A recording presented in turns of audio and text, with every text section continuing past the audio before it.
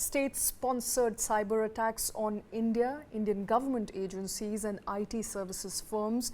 There is a huge uptick as far as state government agencies is concerned, a 460% rise in 3 years. This as per a report, of course. Yeah, of course. I mean, Shweta, I think I am still myself personally fairly unclear on how do you define state-sponsored cyber attacks. There is a definition given by Apple on its support page, which we've delved into fairly deep all of last week, and that just suggests that this is, a state-sponsored cyber attack versus a regular cyber attack. Just, the line of difference there being that in the case of state sponsorship, you have vast resources, enormous resources deployed to target a very few select individuals, right? Whereas, according to Apple, again, the non-state sponsored or the regular cyber criminal attacks could be, perpetrated by individuals without the kind of financial muscle that states have, and in some sense could be a carpet bombing that you throw your net wide and you are able to catch some fish in it,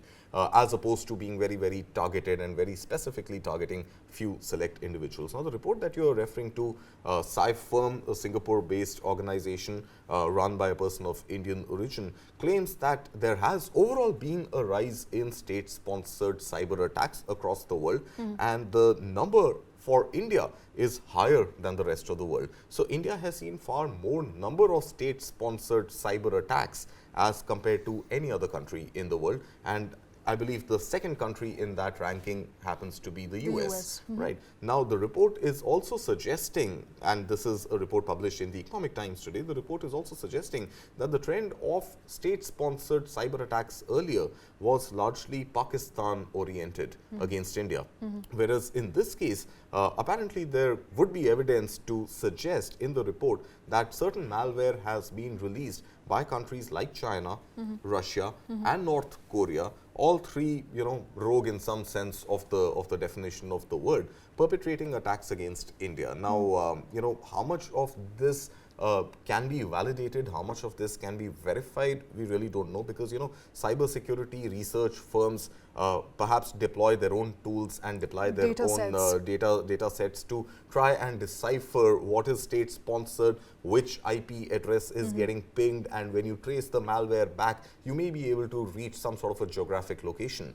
But again, to specify state sponsored in how the general public and you and I would have perhaps understood state-sponsored, because you mentioned state-sponsored, it immediately, the mirror image that comes to your mind is government-sponsored, right?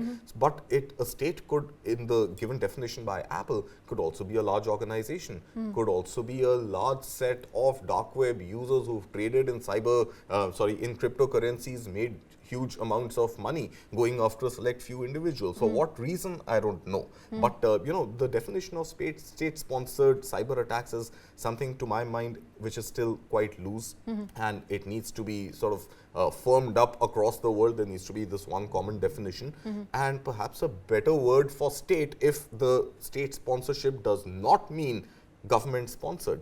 And again, I think break that definition up into domestic state-sponsored or international state-sponsored. So, numbers are not good. India being under attack as reported by that, cybersecurity firm obviously, leaves more questions unanswered, opens up more questions. Why India? Why would Russia want to, do cyber attacks against India, against Indians?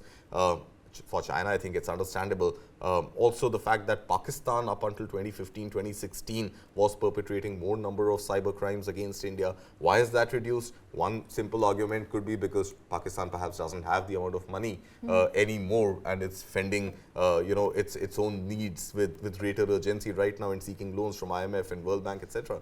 But yeah, I think that is where we are. More number of cyber attacks against India as opposed to rest of the world, and these reports also at some point need to aid investigating agencies to understand why and who, rather than the numbers that we already have. Why and who, and it's interesting you pointed out, a state could be an agency, a state could also be a corporation, a state could also be a group of individuals who are complex, sophisticated, and have the right sort of resources. So you don't know what that state is. Absolutely. So I think, there was this little argument on social media all Especially of last week after as well, Apple after attacks. Apple, that some sections of the population also saying, hey, this is George Soros funded. Now George Soros has, of course, enough and more money to run many operations, and an attack against a country or an individual which requires huge funds, I think somebody like George Soros would have it. I'm not saying he was behind it, but there were. So anytime But then there it is could an be attack, anyone. it could be anyone, right? It could be absolutely anybody who has the resources.